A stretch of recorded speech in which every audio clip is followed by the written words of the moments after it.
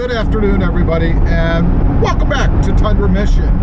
A little bit different video today. Nothing to do with the Tundra, although I love the Tundra. I'm actually in my wife's Jeep Wrangler. And if you watch the channel, then you know I had a Jeep Gladiator prior to the Tundra. And I love that vehicle as well. It was just time for something new. But now, my mother recently bought a Jeep Wrangler TJ, a 1999. We're working on that on the channel. You may have seen some of the videos about that. And it's awesome. I love it. It's a cool looking Jeep. I love the size of it. And the biggest thing that I like about Jeeps, just like Toyota Tacomas, is you can do all kinds of stuff yourself. And there is a huge aftermarket out there to support everything. I mean, every part that we've looked for on this new TJ, I have had no problems finding. Everything is out there, and so far, fingers crossed, everything that we've gotten has fit the way it's supposed to. And we have some more substantial things coming. We're going to replace the seats in that thing. We're going to put new carpet in it, as well as headlights and a whole bunch of other things. So if you're interested in our restore project, check it out. It's on this channel. Don't forget to subscribe, by the way, so you don't miss out. But the point of this video for me is, because of all this Jeep stuff, it's giving me a huge desire to pick up another Jeep, particularly a Wrangler. And if I could, honestly, I would get a TJ.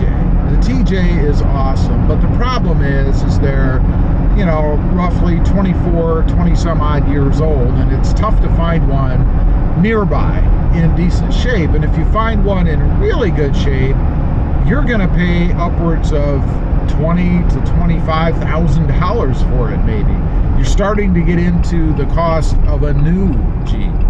A little bit shy, about $15,000, something like that. But nonetheless, you're starting to get closer.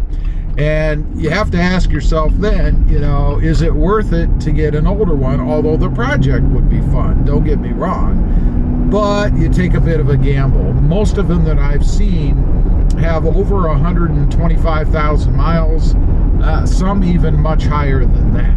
And you have to look at the lifespan of the vehicle, right? I mean, the lifespan of a Jeep, anywhere from 150 to 200,000, maybe 300,000 if you really take care of it. So, you know, you're starting to reach the end of its lifespan before you have to do major things like engine, transmission, rebuilds, things like that. Stuff that I'm really not interested in doing. Now, you might notice this is a little bit rough as I'm bouncing around. It's one of the roughest roads that I travel on when I take my route out here. Now I have somebody stopping in front of me. Why? Blocking the road.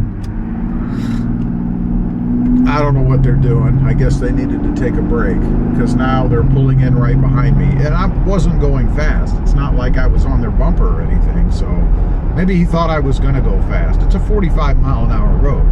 So anyway, that leads me to a decision. An older Jeep, a TJ, say. I don't think I'd be interested in anything other than a TJ, but you never know. Or get something new. Now, the problem with getting a new Jeep is I can't find what I want. I would want a 2024 Jeep Wrangler Sport S. And the only thing I would upgrade in it, I think, is the technology group, because I would want the subwoofer in the back with, I think it's an Alpine radio system. My wife has it in this Jeep, and I have to say it is awesome. The sound is probably one of the best that I've heard in any stock vehicle that I've ever driven in, other than maybe the Audis. Audi has a pretty good system in it. I think it's a Bang Olufsen or something like that. I don't remember, but it has a pretty good system in it. So it's worth it to me to step up and get that subwoofer in the back with its built-in surround and all that stuff. I know a lot of people would say, well, for a lot less money, you could put your own system in. Yeah, but it's not going to be as integrated looking as what stock is. So not something I'd really be interested in doing. So a 2024 Wrangler Sport S with the technology group. That's it. I wouldn't want anything else in it. because I would want to do a lot of things to it myself. And it's funny, as I'm working with this TJ, I'm actually coming across things. I'll give you an example. The rear seat that I'd like to change myself. Now, this isn't a big mod, but when she got that Jeep, it came without the rear seat. They had pulled it out for some reason. Maybe they had hauled a dog back there or something. No, I don't know. But I love the look of it, and so did my wife. So you may notice there is no back seat in this Jeep. And I have to say, the improvement in visibility without having the seat headrest back there is amazing. I can see almost everything out of here now. It makes a profound difference. And my wife said when she drove this Jeep after I did that she could feel maybe a little bit more power. Didn't make a lot of sense to me, and I think it's all maybe in her head. But I did reduce the weight of this Jeep by 60 some odd pounds, 63, 65, something like that, by removing that seat. So it does have some impact, although I think it's probably nothing you could really feel. Same thing goes with fuel economy. Obviously, the more weight you take off of what the Jeep has to haul around, the better fuel economy it's going to get. I don't think it's going to make any difference in this case. This Jeep right now on this trip for me, but has some history in it, is reading 10 miles per gallon. So obviously, we're not hypermiling in this thing. So that's what I'm thinking of doing. I'm thinking of ordering the Jeep Wrangler Sport S manual transmission. I definitely would want a manual. I think it would be pretty darn cool to have it in a Jeep. I haven't had a manual Jeep in years. And when I did have it 100 years ago, it was a dog. Nothing like that now. And by the way, I would go with the V6 engine. I believe they're all still naturally aspirated.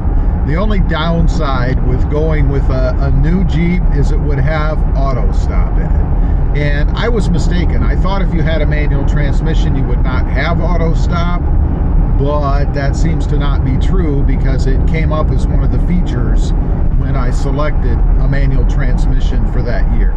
So that's what I'm thinking. I'm curious to hear what you guys think about it. And even more so, ever have a vehicle that, you know, you really did like, in my case, the Gladiator, a Jeep, or the previous, I think I've had 3 Jeep Wranglers in the past, and then just have to go back to it because it's just so awesome.